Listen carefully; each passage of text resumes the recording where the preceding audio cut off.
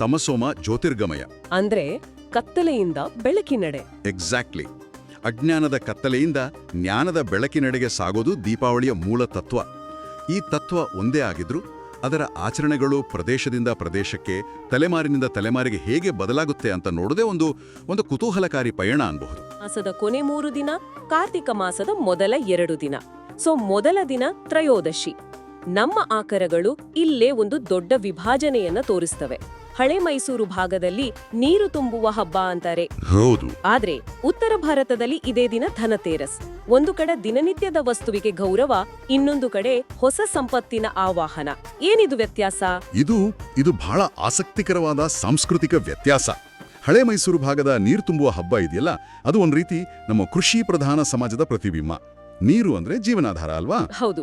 ಹಾಗಾಗಿ ವರ್ಷವಿಡೀ ನೀರು ಕೊಟ್ಟ ಪಾತ್ರೆಗಳನ್ನ ಅಂದ್ರೆ ಹಂಡೆಗಳನ್ನ ಶುಭ್ರಗೊಳಿಸಿ ಪೂಜಿಸಿ ಅದರಲ್ಲಿ ಮತ್ತೆ ನೀರು ತುಂಬುವುದು ಅಂದ್ರೆ ನಮ್ಮ ಮೂಲಭೂತ ಅವಶ್ಯಕತೆಗಳಿಗೆ ಕೃತಜ್ಞತೆ ಸಲ್ಲಿಸೋದು. ಓ ಸರಿ.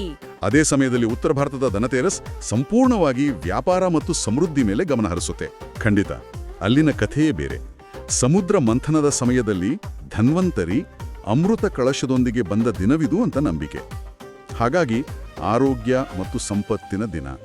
ಲಕ್ಷ್ಮಿ ಗಣೇಶನ ಪೂಜೆ ಮಾಡಿ ಹೊಸ ಬಂಗಾರ, ಬೆಳ್ಳಿ ಅಥವಾ ಪಾತ್ರೆಗಳನ್ನ ತಗೋತಾರೆ.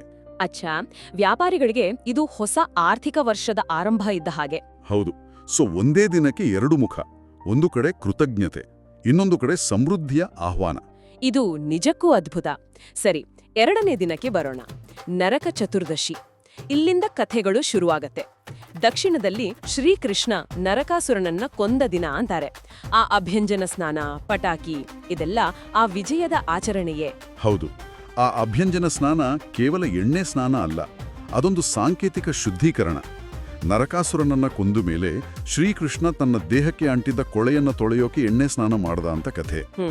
ಹಾಗಾಗಿ ನಾವು ಆ ಸ್ನಾನ ಮಾಡೋ ಮೂಲಕ ನಮ್ಮೊಳಗಿನ ಕೆಟ್ಟದ್ದನ್ನ, ನೆಗೆಟಿವಿಟಿಯನ್ನ ತೊಳೆದುಕೊಳ್ತಿದ್ದೇವೆ ಅನ್ನೋ ಭಾವನೆ.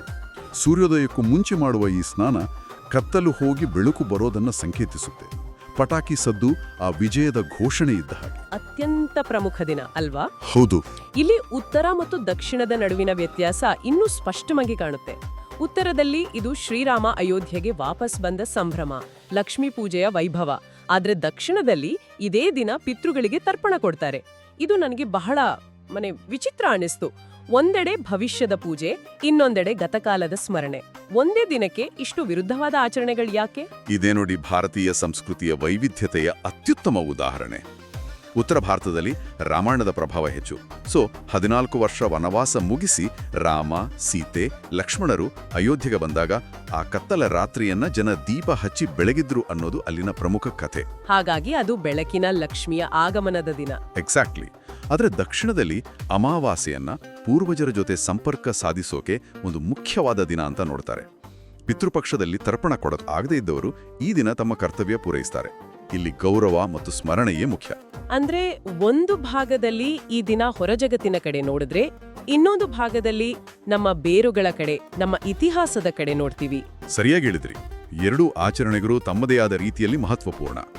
ಒಂದು ವರ್ತಮಾನ ಭವಿಷ್ಯವನ್ನ ಸಂಭ್ರಮಿಸಿದ್ರೆ, ಇನ್ನೊಂದು ಭೂತಕಾಲಕ್ಕೆ ಕೃತಜ್ಞತೆ ಸಲ್ಲಿಸುತ್ತೆ. 4ನೇ ದಿನ ಬಲಿಪಾಡ್ಯಮಿ. ಇಲ್ಲಿ ಮತ್ತೆ ಕಥೆಗಳ ಸಂಗಮ. ಒಂದು ಕಡೆ ವಾಮನಾವತಾರದಲ್ಲಿ ವಿಷ್ಣು ಬಲಿಚಕ್ರವರ್ತಿಯನ್ನ ಪಾತಾಳಕ್ಕೆ ತಳ್ಳಿದ ಕಥೆ. ಹೌದು. ಇನ್ನೊಂದು ಕಡೆ ಶ್ರೀಕೃಷ್ಣ ಗೋವರ್ಧನ ಗಿರಿಯನ್ನ ಎತ್ತಿದ ಕಥೆ. ಹೌದು. ಬಲಿಚಕ್ರವರ್ತಿಯ ಕಥೆ ಇದೆಯಲ್ಲ, ಅದು ಬಹಳ ಆಳವಾದದ್ದು. ಬಲಿ ಅಸುರ ರಾಜ ಆಗಿದ್ರು, ಅವನು ಮಹಾದಾನಿ, ಪ್ರಜಾಪಾಲಕ. ಅವನ ಅಹಂಕಾರ ಮುರಿಯೋಕೆ ವಿಷ್ಣು ವಾಮನನಾಗಿ ಬರ್ತಾನೆ. ದಕ್ಷಿಣ ಕನ್ನಡದ ಕಡೆ ಗೊತ್ತಾ, ಬಲೀಂದ್ರ ಪೂಜೆ ಅಂತ ಬಹಳ ವಿಶಿಷ್ಟವಾಗಿ ಮಾಡ್ತಾರೆ. ಪಾಡ್ಕಾಸ್ಟ್ ಮುಂದುವರಿಯುವುದು. Thank you.